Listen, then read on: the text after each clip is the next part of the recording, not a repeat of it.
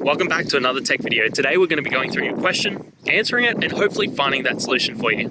Guys, remember to stay a little bit crazy like me and find that resolution. Now, let's continue on.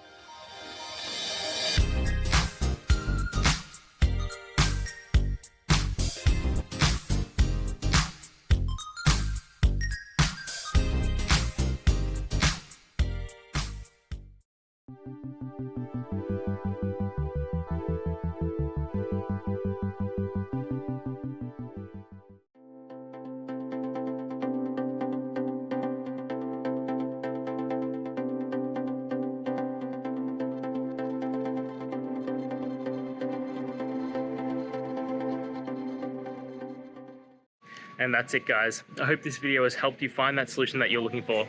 If it did, please hit the subscribe button. I'd really appreciate it. And until next time, I hope you have a good one. Cheers.